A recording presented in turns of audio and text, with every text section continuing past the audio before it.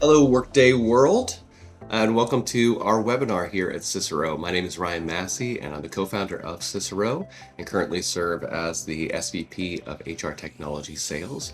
I am joined today with Heather Wilson and Megan Pogue, some of our great team members here at Syssero. We're going to be talking about successful Workday operating models and how to ensure ongoing Workday ROI. So to give you a little bit of insight of where that perspective is coming from, I'll let Heather introduce herself and then Megan. Heather? It's Ryan. Hey, my name is Heather Wilson. I am the Senior Manager of Quality and Service Delivery here at Syssero. I come from the Workday ecosystem way back in 2014, and I have supported four different Workday customers from an employee size of 1,500 all the way up to 80,000. Megan? Yeah, hello, workmates. I'm Megan Pogue. I'm the principal sales engineer here at Syssero. I've been at Syssero about 4 years, and I actually, prior to that, come from a full HR background. So, have about 17 years in HR, about 10 years in Workday, having gone through my own Workday implementation as an HR manager. Definitely have some insights into how we build the best model for Workday going forward. Awesome. Fantastic.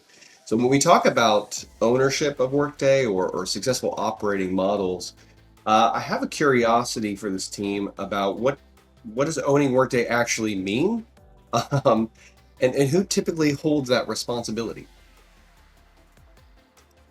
So I think that there can be a common misconception that there's a specific job title associated with owning Workday. And I'm sure that Megan and I could share some pretty unique job titles that we have both had over the years. But I think it's important to remember that owning Workday is really more about accountability for the system, that the information and the processes are accurate, that they're being adopted, and they're easy to use for your employees and your managers to ensure that self-service engagement.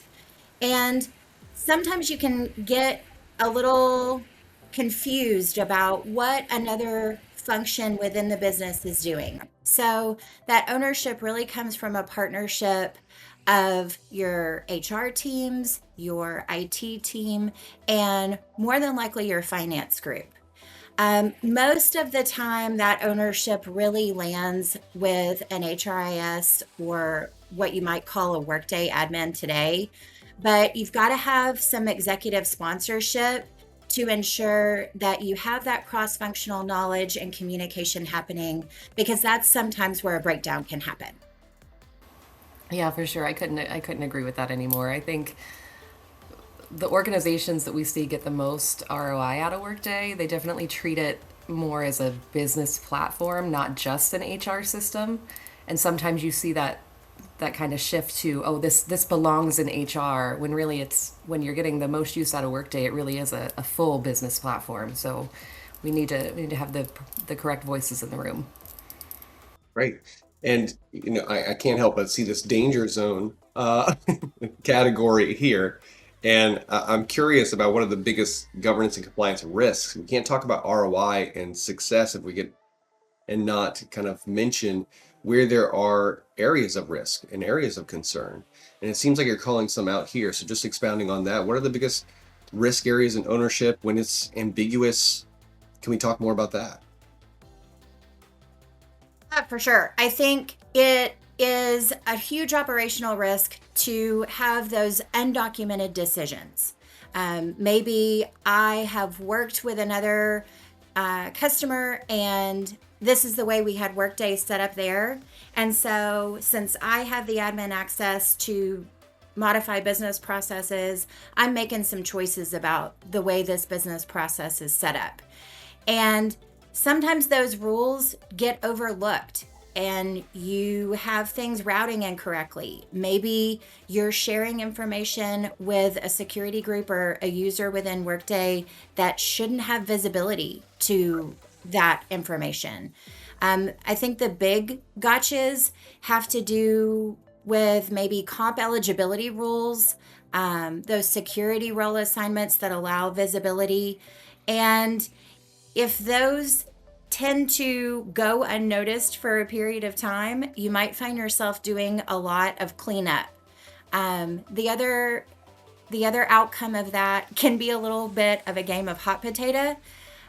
We have this urgent ticket, and I didn't build that rule. I don't know how that got there, so you take it.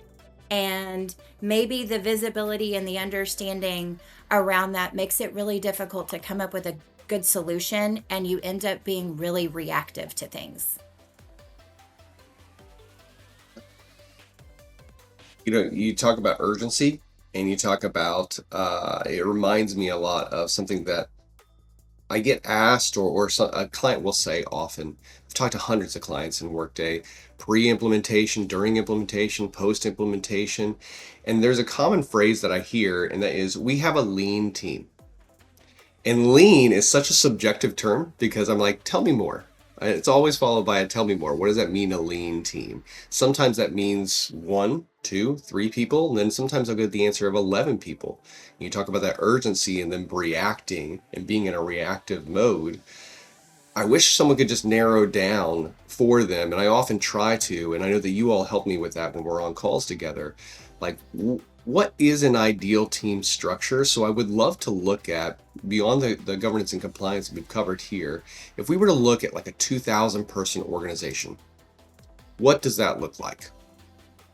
Yeah, absolutely. I mean, in all of the organizations that we've seen, it definitely, for a 2,000 person organization, you want at least two dedicated resources to your Workday platform operating in an HRIS role, right?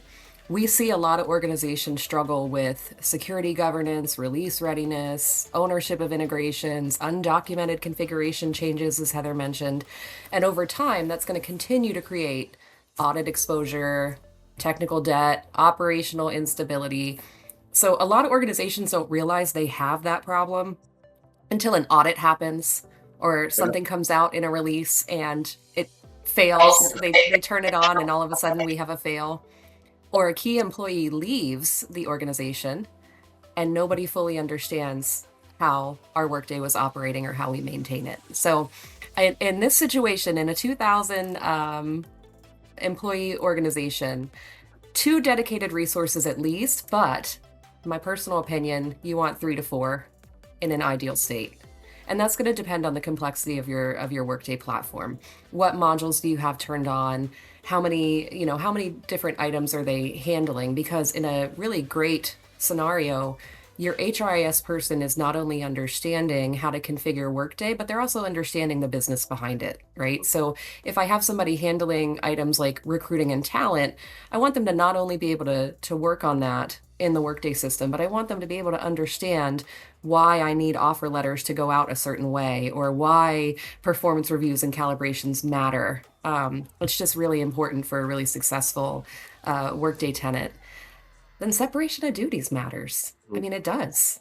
You don't want to have one possible point of failure. And so you don't want to put all your eggs in one basket, have one person handling everything for you, because you're going to get in trouble from an audit perspective.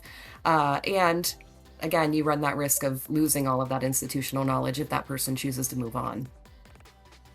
Right. And I also think we've talked about this before on calls with clients. These people have lives, and there may be a sickness, there may be an FMLA type of event that has to happen, and then who takes that up? Who has the knowledge of how you run and operate Workday to handle the requests coming in from the field, and to keep moving forward?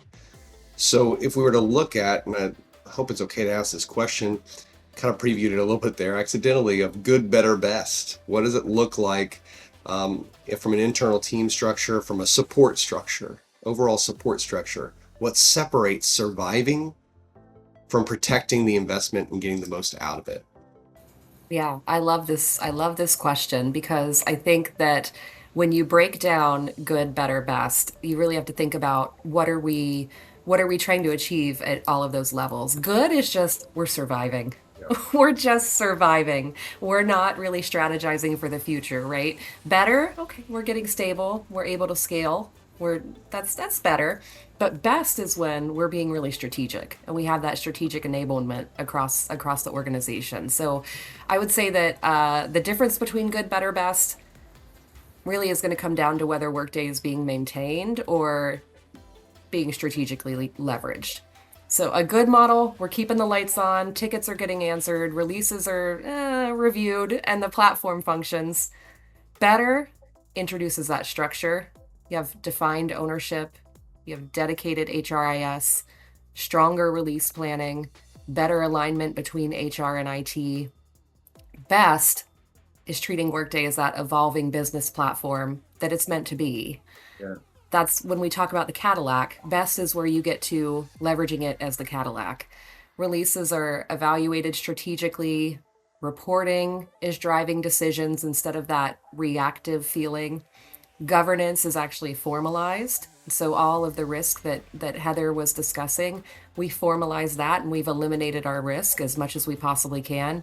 And there's a defined support system internally and externally. That's really what a best model is going to look like. And the entire team's going to benefit from that best model. Yeah. I love that you brought that up, Megan, because it really does come down to the team. And you gave the example of how we were reacting or responding to releases. And you may be in a situation where the release comes and goes and nothing happens. You don't uptake anything, you don't do any testing, you close your eyes and hope for the best. Or you may be hoping to uptake a lot of that new functionality. Maybe there's a particular product that you enabled this past year and Workday has put out a lot of new functionality within that product and you really want to take advantage and utilize that. Having the right amount of support for Workday within inside your organization allows for your team to do those things. And there's a lot of fulfillment and value to your employees when they're able to do that. That supports retention, that supports your culture. There's so many trickle downs from being able to do that. It's not always just about how we're utilizing Workday, but it's how your team is structured that can support the overall health of your organization. I love that. I hear there's a couple of tests in there for organizations that are listening in, which is one, an everyday test is that reactive stance. What percentage of time are you in that reactive stance versus a proactive stance of towards enablement, towards optimization, towards new functionality? And then seasonally, when it comes down to those releases, are you intaking new functionality? Are you getting ahead of it? Is there an appetite for it? Or does the organization look at those releases from a sense of like, what do we have to do? That it could also be a test of you're more towards the good or maybe less towards that end, just on the spectrum of good, better, best. So I think that could be a good pulse and an action item for people that are listening in of like, for my team, having those conversations and where do we stand? Are we predominantly, reactive? Do we take up new functionality? Or do we have strategy conversations? Do they exist outside of prioritization of the reactive, right? And as it pertains to that, when headcount, but some organizations don't have that additional headcount to get to the best of the 3 to 4 that are approved. So how do you build the business case with your leadership, either for that internal strengthening or for additional support? Are there other options? I think it really does depend on how you deliver the information. Just simply going to those decision makers and saying, we need another Workday analyst, doesn't really give the entire picture about why you're coming to them with that ask. I need a new pair of shoes. I need a new car. Probably not. But if I come with some additional information around, we have this business risk. We can't close our books accurately. Our compliance reporting is this huge manual process, and we're people. We're prone to making errors and potential mistakes. So, really trying to kind of quantify that current state. How many hours is somebody spending on that manual process that is risky? And then being able to compare that along with adding the additional headcount. And sometimes we're going to hear no. And I think that's an opportunity to look for some other avenues of support. Maybe it's AMS, maybe it's asking for additional training for the team that you have internally. Megan, do you have experience asking for that? Oh, yeah, I definitely do. And I will say, in my opinion, the strongest business cases to leadership, they are rarely built around workload alone. And I think a lot of times people get in a mindset of, well, I can clearly tell my person is overwhelmed, so I need to ask for another person and base it on workload. That doesn't always work. I think the best business cases are built around risk, scalability, unrealized ROI for the organization. So if you can point to those things that you mentioned, Heather, reporting requests are sitting unanswered. Releases aren't being adopted. Security reviews haven't happened in over a year. Those are measurable business risks that you can use to enhance that conversation. I will say we also encourage leaders to quantify the hidden cost of under investing in Workday. So manual processes that are happening, missed opportunities for automation, delaying projects that would really benefit the business because the team simply doesn't have time. And then again, I can't help it. I gotta say that dependency on those one or two individuals can really make or break your system. So the operating model determines whether we continue realizing value from Workday and from the initial investment we made in Workday, or if we just slowly lose momentum after go live. And that's not what anybody wants. Yeah, and it can be difficult to, even with that insight, making it around pain points and not workload, it can be difficult to make the case for an additional headcount because that's a commitment long term. But there are other options that Heather was speaking about there, whether that's an AMS, whether that's staff augmentation, whether it's a targeted project using those particular issues. And to that effect, you can leverage partners to fill that gap. It could be a temporary gap that you need in that time. But what should leaders look at internally first before maybe seeking that outside support? I think Megan touched on a couple of those things. Understanding, are you busy because our processes are really manual and we're not leveraging the system to automate some of those things? Are you busy because maybe you have a gap in understanding that particular process and we need to partner you with someone else in the business that has that knowledge and can bring you up to speed? What are they spending their time doing? If you've got somebody who is keeping the lights on, we use that a lot because I've been part of organizations where we're so focused and busy on keeping the lights on and taking information and tickets as they come to us Right. that we don't have the opportunity to do the bigger work. And that's not somebody doing something wrong or your team not fulfilling their roles. It's just volume. And when you have that, it makes it very difficult to say, now, wait a second. We've had 15 tickets come in about this particular help text on a performance review. We need to stop and give ourselves the opportunity to address that. But we can't do that because we're all so busy doing other things. So I think it's really focusing on what are we spending our time doing and why is it taking us so long to do those things?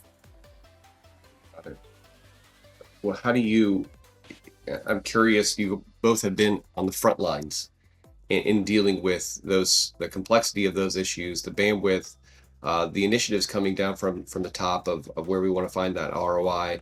If you were to be in their seat and you were to reach out and have the opportunity to get additional help, how do you even ascertain which is the best type of support structure you may need? Is it project consulting? Is it that AMS? Is it staff augmentation for a time? Like, how do you choose between those options and advocate for them? What do you think? Yeah, that can be really tough because we like to say often organizations don't know what they don't know. And so how do you even know? There's so many options in the ecosystem. How do you even know where you go or what you ask for, right? And I think each of the models kind of solve a very specific and different problem.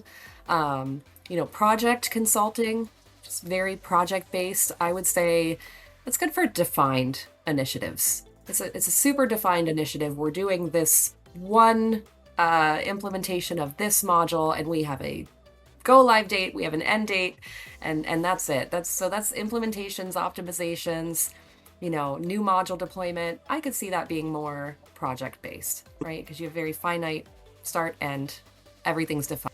Maybe that organization's in that better or best category and they are strategic and they can categorize it, and that makes sense for it to be project based.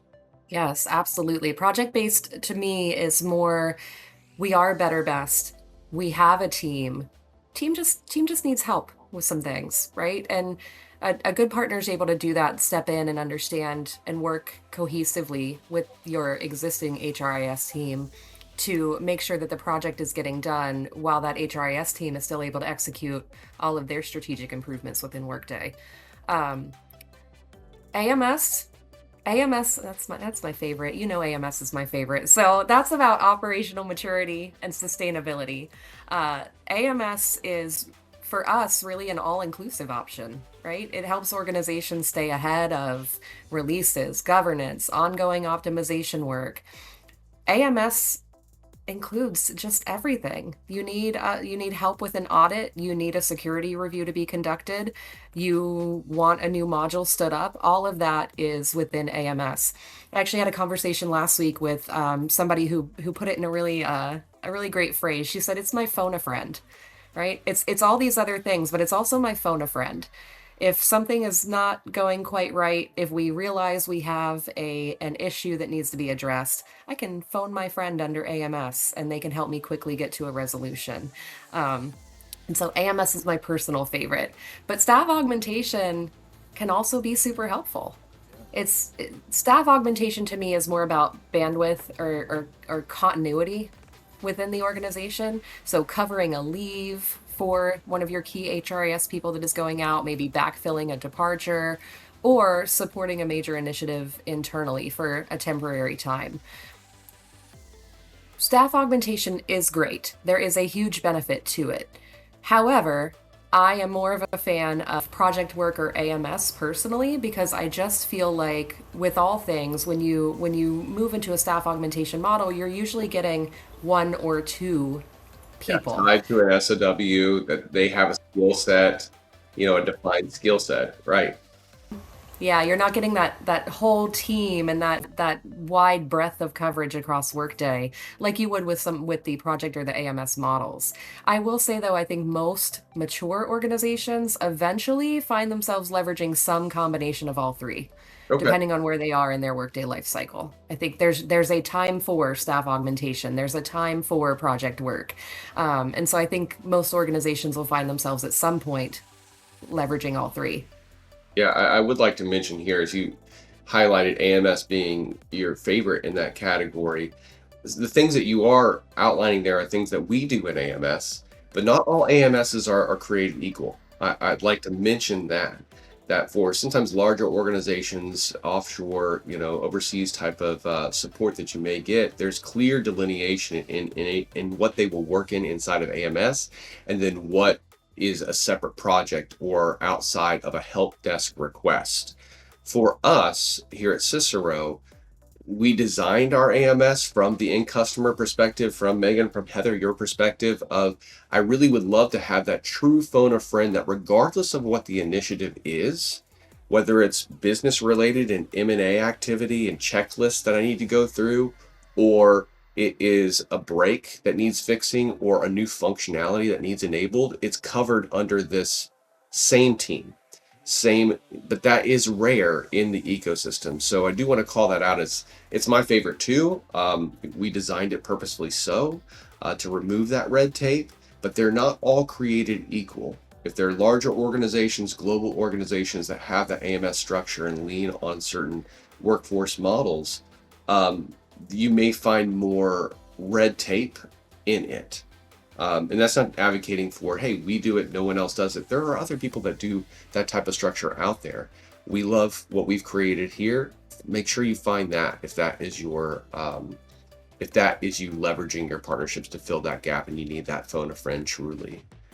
Yeah, I think that's a valuable call out for companies that are looking at a Yeah, potential AMS model. yeah, Like that's a very valuable call out. Make sure that you're asking the right questions of your potential partners. Make sure that you're getting a sense of how that support is going to look, right? And you want to be on the lookout for anything where it says, no, we'll carve out projects or we'll carve out these different things. Those are many red flags to me, because what I'm signing up for is help that I need. And we always like to say the help that we wish we had yeah. back when we were going through our implementation and our post go live experience. So I think that's a great call out because that is definitely something companies should be aware of as they're looking for an AMS partner.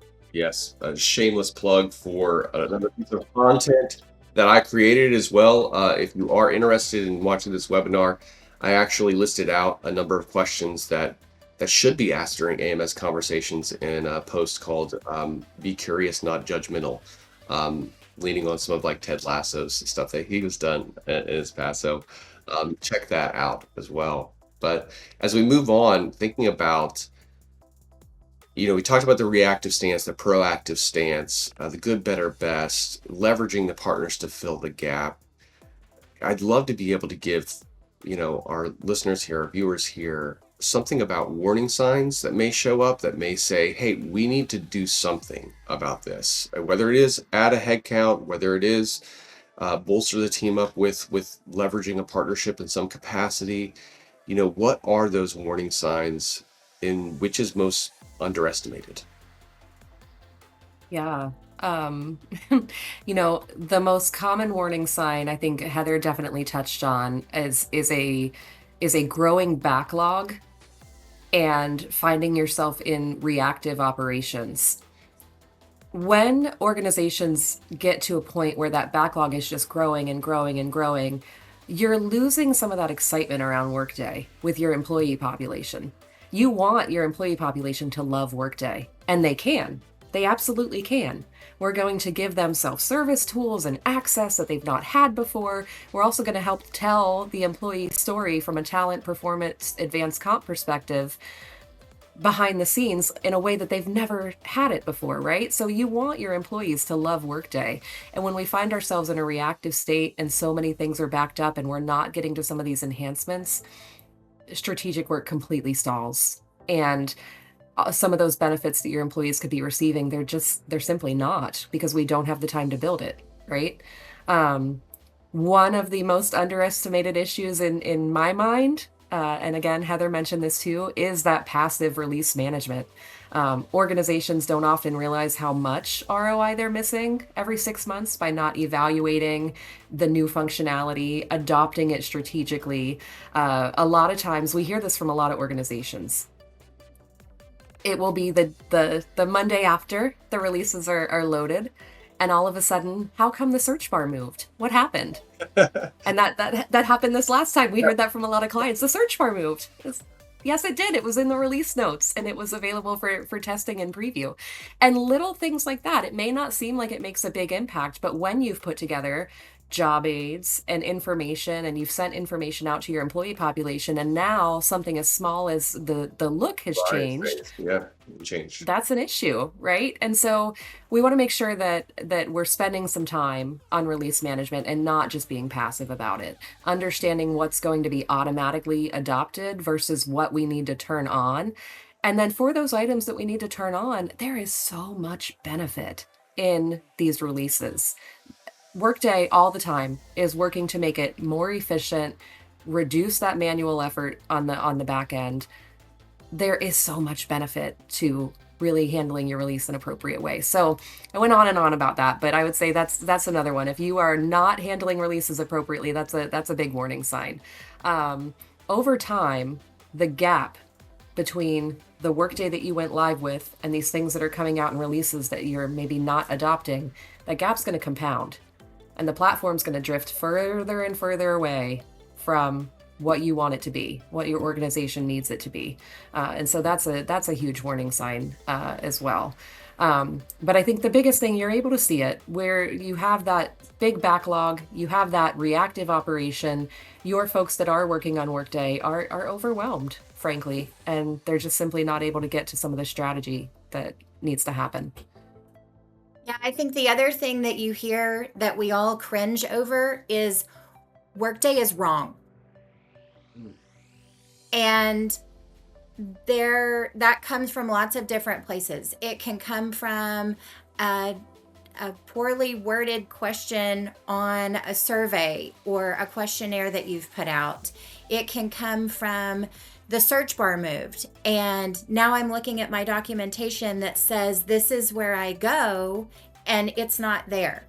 I pulled this piece of information on this report, and this calculated field didn't get updated because we've been focused on something else over here. And so now I have bad data that is either visible to my managers or my end user in one way or another, and Workday is wrong. And I think when you start to hear that, then it's difficult to get that back. And when you're talking about the data, the information, the processes that are visible and completed within the system, and there's a lack of trust, that can really be damaging. And you put that up against a team that is burnt out, that is not feeling productive or fulfilled by what they're doing, and it can really be a dangerous combination. So being able to address, no, Workday isn't wrong, but you're bringing up a really good piece of information for us, and I'm going to make that a priority and go look at that right now.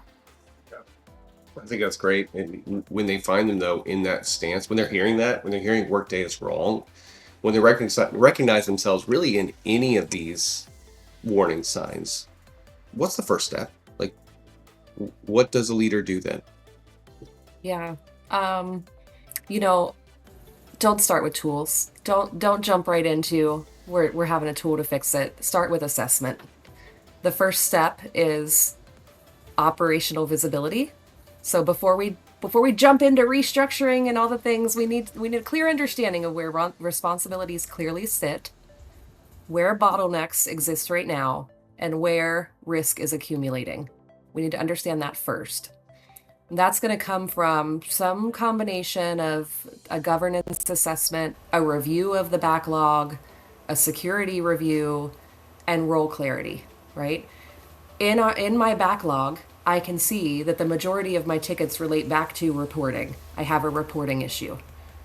We need to focus on that. I also would say that we need to spend some time assessing risk against effort. So if I don't fix this, is it high, medium, or low risk? And how much effort is it going to take to fix it? So spending time doing that type of assessment before we just jump in to solve the tickets, close the tickets. Let's just focus on tickets this week, which we've heard before, Heather, right? Everybody's going to go in and we're all going to clear 6 tickets. You're not getting value that way. You're really not. There's no strategy behind it. And 2 weeks from now, you're going to find yourself in the exact same situation. You could potentially be compounding the issue. Oh, 100%. Yes. Because we're not spending time to make good decisions on the tickets that we're solving. And Workday is so interconnected, all of the modules, all of the downstream impacts. And that's the beauty of Workday, right? Because I'm spending less time moving information from system to system. But if you don't get it right, you're not just having an impact in HCM, you're having an impact in payroll, in finance. My adaptive reports are wrong. That's a big impact. So spending time on assessment before we jump into restructuring and retooling, definitely spending some time on assessment. Yeah, and having the right people involved in that assessment. You just called something out, Megan. So I can get my HR team in the room and we can whiteboard and come up with an incredible solution to solve for X. But it turns out the lever that we pulled over here has a comp impact, which is ultimately going to have a payroll impact. So, do we have the right people in the room to ensure that we're looking around the corner and providing a solution that solves not only over here, but has no impact everywhere else? Yeah, I can tell you, I remember having a situation where HR analyst was so tired of hearing from finance about cost centers. Why are they always on me about the dates of moving these employees in these cost centers, right? And so, what I want to say here is I think explaining the why to all of those individuals is important, making sure that all of those team members involved in the conversation understand the why, because it may seem like such a small transactional thing, but when you sit down with that HR analyst and you explain that these cost centers and these dates are driving the way that revenue by cost center shows up on the finance side. And by the way, that's going to the C suite as a dashboard. And so we need that to be right. And what I really don't want to have to say at the end of the day, HR analyst, is the reason C suite executive, your report is not right, is because the HR analyst refuses to move the cost center. That's not a conversation we want to have. You don't want to go down. Yeah. Don't go down. Yeah. But that is at a very at a very granular level, those are the type of things that can happen, right? And so that's why it's important for the right people to be in the room and everybody to understand the why. Sometimes the right people being in that room may be an objective, outside voice. And we do here at Syssero, we actually have like a quick kind of complimentary health check that we do, kind of plug for that. But then we also have more of a deep dive review and recommend, where we can look through the system, look through those processes, look through those ownerships, look through the backlog, look through all of that, and give you that outside perspective combined with the people on the front line, combined with the leadership, to give more of a comprehensive, full view of how do we get to best. And with that, I don't want to end on the warning signs of when it's failing. Let's go back to kind of the what best looks like in a 2,000 person organization. Talk to us a little bit, just succinctly, team here, about what this is. Simplify this down. I like this clear ownership, right team, release. Tell us more. See, Megan and I are going to look at each other because we both have a lot of feelings about this. But I think, best is a Workday team that isn't always operating under crisis.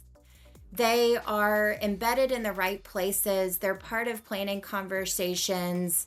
And that allows for visibility to things, understanding, an opportunity to be more strategic. And it doesn't give the team anxiety when Workday community starts saying the release is coming. We're like, oh yeah, the release is coming, and here's how we're going to handle it. And we're going to turn on this new functionality, and we're updating all of our job aids, and then we're all going to go on vacation. I think it's really just being able to feel confident about the decisions that have been made because they were communicated with the right audiences. You are leveraging a partnership in the way that you need it, be it for AMS support or project support, and you are hearing from your team when they are seeing something that might be a trend or a new behavior, and giving yourselves the opportunity to take a look at that, review what's happening, and then make a decision collectively. Yeah, I couldn't agree with all of that more. I think the best case scenario is when your internal team is not just processing tickets as they come in, they're partnering with the business.